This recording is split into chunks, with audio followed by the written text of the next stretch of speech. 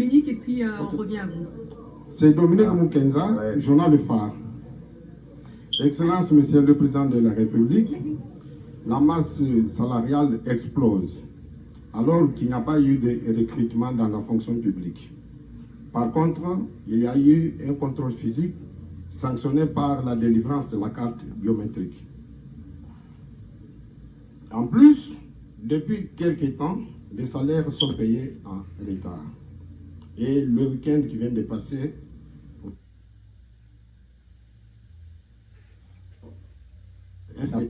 l'État émergent du budget annuel ont vu leur salaire amputé de 5% sans aucune explication. Excellence, Monsieur le Président, si les Congolais peuvent en savoir plus de quoi il s'agit. Merci. Bon.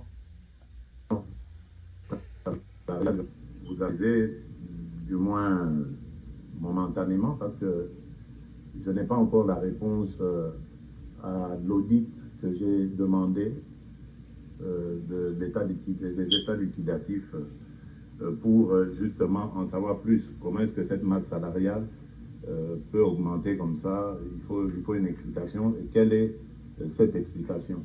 Mais je sais aussi que nous allons découvrir des cadavres dans le placard, parce qu'il se passe certaines magouilles que je n'accepte pas.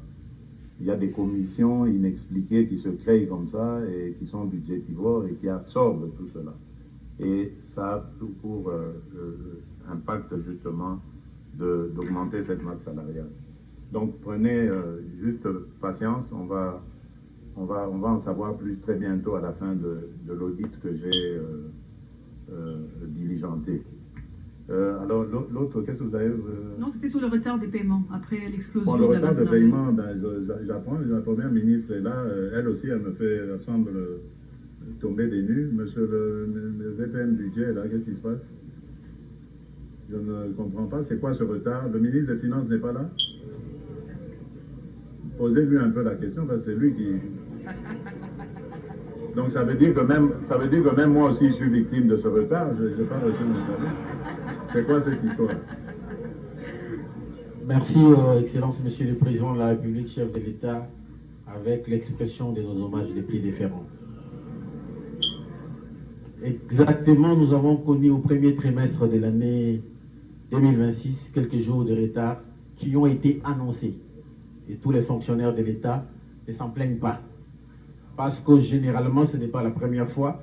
Ceux qui travaillent depuis des années, comme nous dans l'administration, nous savons qu'au premier trimestre, il y a des ajustements qui amènent des décalages de 5 à 10 jours. Ces décalages ont été rattrapés au mois d'avril. Tous les fonctionnaires de l'État ont été payés au 30, tel que votre gouvernement l'avait annoncé sous la coordination de son Excellence Madame la Première ministre, chef du gouvernement.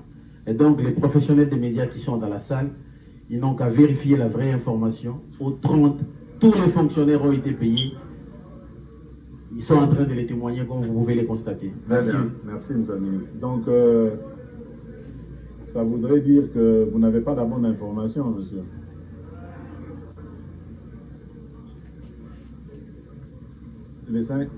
Ça voudrait dire que vous n'avez pas la bonne information. Oui, monsieur Dufard.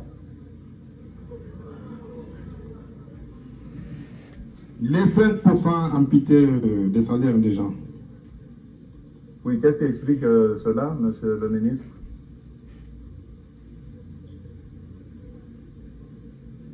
Excellence, Monsieur le Président de la République, chef de l'État, votre gouvernement est en train de mettre en œuvre une réforme majeure. Une réforme majeure qui va améliorer les conditions sociales des agents et fonctionnaires de l'État à travers la prise en charge de la Caisse nationale de sécurité sociale, des agents et fonctionnaires de l'État, la CNSAP. Ouais. C'est cela qui conduit à ce que, catégorie par catégorie, nous sommes en train de prélever sous la coordination de M. le vice-premier ministre de la fonction publique.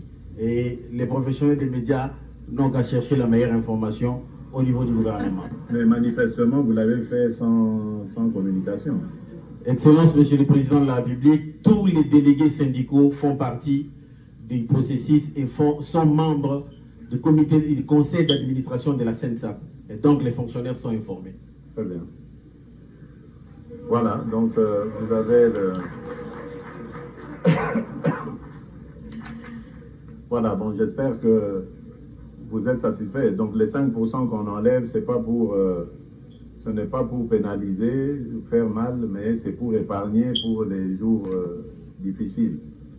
Lorsque, après la retraite, les agents de services publics n'auront plus de revenus.